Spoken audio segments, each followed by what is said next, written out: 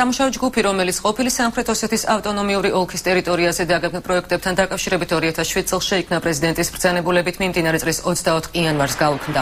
სამუშაო ჯგუფის მიზანი სამხრეთ ოსეთის ავტონომიური ოლქის დროებითი ადმინისტრაციული ერთეულის ხელისშეწყობა, ასევე სოციალურ-ეკონომიკური და კულტურულ საგანმანათლებლო პროექტების და ღონისძიებების განხორციელება უნდა ყოფილიყო.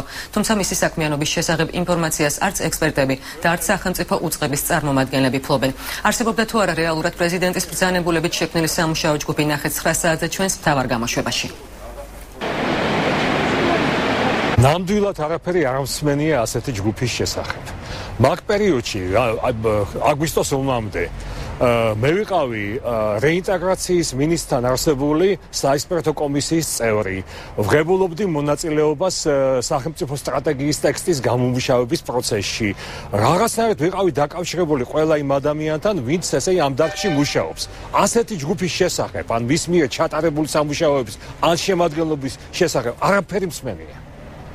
პირველად მესმის თქვენგან ასეთი ჯგუფის არსებობის შესახებ.